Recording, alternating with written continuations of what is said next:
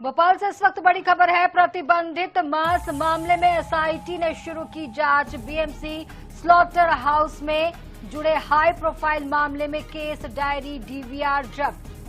Slaughter house कर्मचारी और packaging से जुड़े लोग रडार पर हैं। तकनीकी फोरेंसिक और दस्तावेजों साक्ष्य की भी जांच की जा रही है। जांच में नए नाम सामने आने की संभावना, आरोपियों की बढ़ सकती है संख्या। तो इस वक्त बड़ी खबर भोपाल से निकल कर आ रही है। तो गौ मांस को बीफ बताया गया था और उसके बाद ये पूरा मामला उजागर हुआ। जिसने ये रिपोर्ट दी थी, जिस डॉक्टर ने रिपोर्ट दी थी, उस पर भी गाज गिरी है। स्लॉटर हाउस कर्मचारी और पैकेजिंग से जुड़े लोग भी अब रडार पर हैं। ऐसे में ये अनुमान लगाया जा रहा है कि आरोपियों की संख्या बढ़ सकती है। तो प्रतिबंधित मांस मामले में एसआईटी ने जांच शुरू कर दी। आपको बता दें कि एसआईटी का गठन किया गया इस पूरे मामले पर। एसआईटी जांच कर रही है। हाई प्रोफाइल ये पूरा मामला है। अपराधियों, आरोपियों की संख्या बढ़ सकती है। गौरव गुप्ता हमारे साथ जुड़ गए इस पूरे मामले पर ज्यादा जानकारी के लिए। गौरव, पहले ही अनुमान लगाए जा रहे थे कि ये लंबी चेन है, लंबी चेन यानी कि सबके सब मिलकर इसमें काम कर रहे थे और यही कारण है कि हाई प्रोफाइल मामले को अंजाम दिया गया। और भी नाम सामने आ सकते हैं। केस डायरी मिली है, डीवीआर जब्त किया गया है। क्या और कुछ खुलासे हुए हैं इस पूरे मामले पर?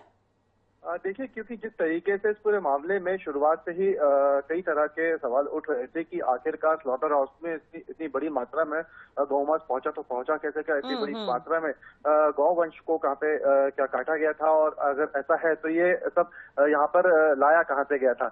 ऐसे में इस पूरे मामले में अब जो पुलिस ने कल 2 दिन पहले ही एसआईटी का गठन किया है और पुलिस ने इस मामले में जांच भी अपनी तेज कर दी है, क्योंकि शुरुआत से ही अब इस पूरे मामले में पुलिस अपने स्तर पर जांच करेगी। जो एसआईटी का गठन किया गया है वो एसआईटी की टीम जो है अब तक जो जितने भी सीसीटीवी फुटेज के डीवीआर थे उन सब डीवीआर को जब्त किया गया है। जितने भी दस्तावेज हैं उन सबको एक बार फिर से खंगाला जा रहा है। हाँ। और सीसीटीवी में देखा जाएगा कि कहां से जो अभी सामान लाया और ले जाया जाता था स्लॉटर हाउस में, वो किस तरीके का सामान था और उसमें कौन कौन लोग इन्वॉल्व थे। और हो सकता है कि इस मामले में जो मुख्य आरोपी है असलम कुरैशी, उसकी पुलिस रिमांड की मांग कर सकती है। उसकी रिमांड लेकर उससे आगे की पूछताछ की जा सकती है। और जाहिर सी बात है, क्योंकि इस मामले में सवाल उठ रहा है कि जब इस मामले में जब इतनी बड़े मात्रा में गौवंश को काटा गया था तो उस दौरान और भी लोग इसमें शामिल हो सकते हैं। इसके पीछे पूरा का पूरा एक नेटवर्क काम कर सकता है और ऐसे में उस नेटवर्क को पकड़ने के लिए अब एसआईटी जांच कर रही है। असलम कुरैशी से इस बारे में पूछताछ की जा सकती है कि ये जो पूरा नेटवर्क कहाँ से संचालित होता है, कहाँ कहाँ पर गौ मांस की जो